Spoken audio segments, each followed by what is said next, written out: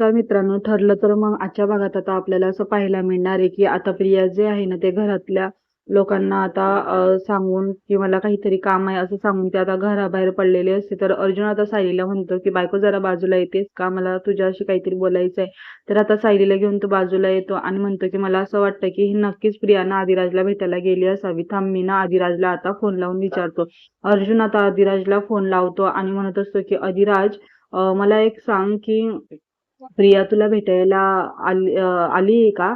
तर अधिराज म्हणतो, की "हो, आज आमचं ना दुपारचंच भेटायचं ठरलं आहे." तर अर्जुन म्हणतो, की "बरं ठीक आहे." आता सायली विचारते, "काय झालंय अधिराज भाऊजींना? ती भेटायला जाते का?" तर आता अर्जुन म्हणतो, की "हो, ती तिथेच चालली आहे इमर्जन्सी म्हणून सांगून अधिराजला भेटायला." तर येणाऱ्या पुढील भागामध्ये आपल्याला पाहायला मिळतं, की आता सँडीच्या हातातील पुरावे मिळवण्यासाठी प्रिया तिथेच पोहोचलेली असते.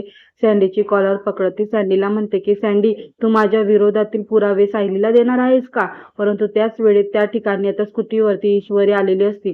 ईश्वरी आता पटकन सँडीला म्हणते, की "सँडी, बस तू पटकन लवकर गाडीवर." सँडी लगेच आता गाडीवर बसतो आणि आता सँडी आणि ईश्वरी सुभेदारांच्या घरी यायला निघालेले असतात. तेवढ्यात मात्र प्रिया तिथेच अडकलेली असते आणि आता काव्य सुद्धा तिथे हजर झालेली असते. आता काव्य तिथे येत ईश्वरीला साथ देत असते. तर दुसरीकडे आता सायली म्हणू लागते, की "आता पुरावे लवकरच आपल्या हाती येतील." अर्जुन म्हणतो, की "हो, आता काही वेळातच पुरावे घेऊन सँडी आणि अधिराज इथे येतीलच."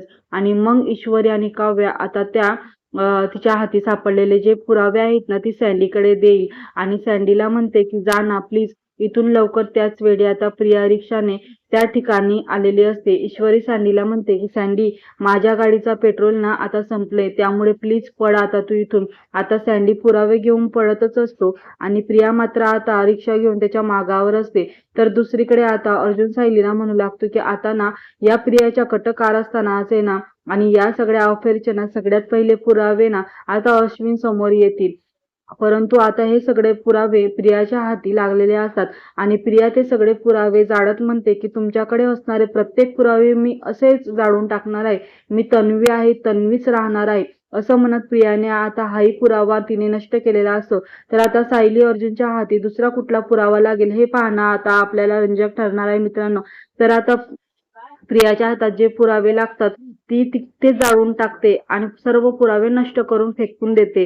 तर येणाऱ्या भागात आपल्याला खूपच इंटरेस्टिंग असं पाहायला भेटणार आहे. आता अर्जुन सायली कोणते पुरावे घेऊन येतील कोर्टामध्ये आणि कशा प्रकारे आता अर्जुनला सायली वाचवेल तेच पाहणं आपल्याला रंजक ठरणार आहे. असेच मालिकेचे अपडेट पाहण्यासाठी आपल्या चॅनलला आता सबस्क्राईब करा.